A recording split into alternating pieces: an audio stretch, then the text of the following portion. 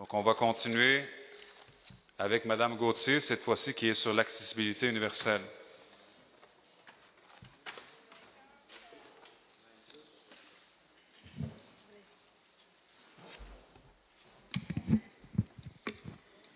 Bonsoir. Bonsoir, Monsieur le Président, Mesdames, Messieurs les élus.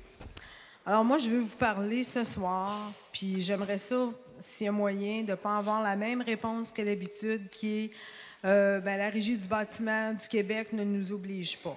Okay? Je m'adresse à vous, Monsieur le maire, Monsieur Applebaum, s'il y a moyen de passer le mot à vos maires d'arrondissement. Je le répète, il y a l'article 193 de la loi sur le bâtiment qui fait en sorte que une municipalité ou un arrondissement peut se doter, peut édicter une loi plus élevée que le code que la régie du bâtiment.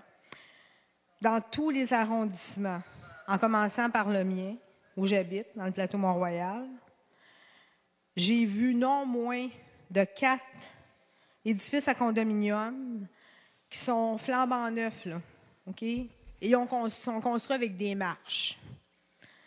Depuis pourtant le 7 novembre 2000 que la Régie du bâtiment du Québec a dit, dans son guide de normes sans obstacle, que les nouveaux bâtiments, les nouvelles constructions devaient être faites justement sans obstacle. Alors moi, des marches, j'appelle ça un obstacle. Est-ce qu'il va y avoir possibilité, Monsieur le maire, de faire quelque chose de concret? Je sais qu'il faut aller à Québec, je sais qu'il faut passer, peut-être aller au-delà de la ville de Montréal. Est-ce que vous pouvez peut-être être le précurseur puis montrer justement l'exemple à d'autres municipalités dans le Québec qu'il y a des personnes en situation de handicap qui ont besoin de leurs élus. On vous a porté quand même on vous a porté au pouvoir, puis on attend de vous que vous nous représentiez, que vous nous aidiez dans nos revendications. Merci. Qui va répondre? Mon Dieu Seigneur.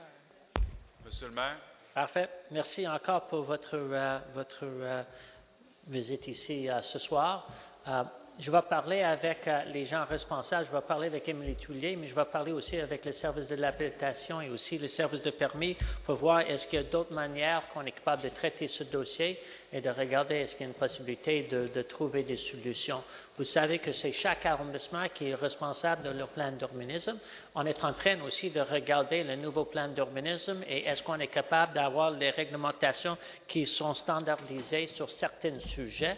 Et laisse-moi regarder ça et je vais vous rappeler, peut-être de fixer une petite rencontre avec vous, avec les personnes responsables, de voir s'il y a encore d'autres solutions à apporter dans ce dossier.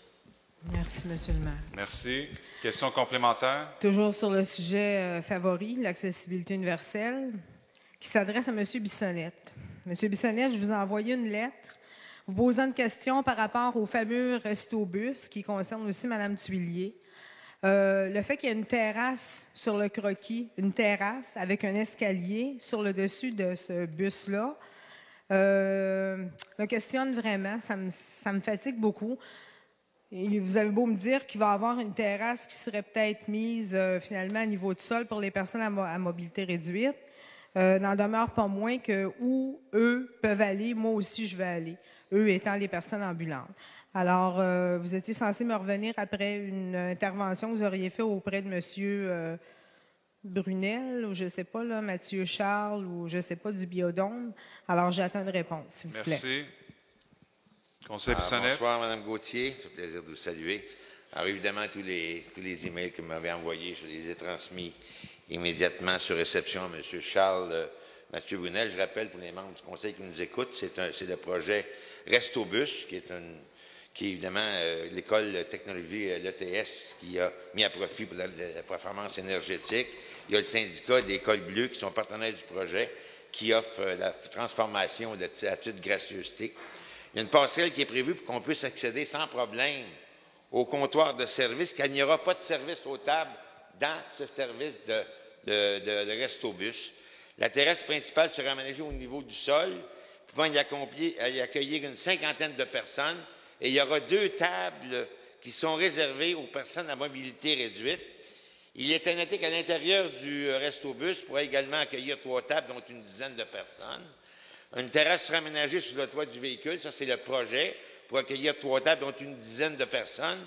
L'accessibilité universelle est une préoccupation constante dans les institutions d'espace pour la vie. De plus en plus, il travaille en collaboration avec l'organisme que vous connaissez qui s'appelle Kéroul, dont la direction de l'espace pour la vie, dont son directeur, M. Charles Mathieu Brunel, m'a confirmé qu'ils vont travailler étroitement avec l'organisme Kéroul pour s'assurer d'une accessibilité universelle maximale dans ce projet qui n'est pas encore finalisé.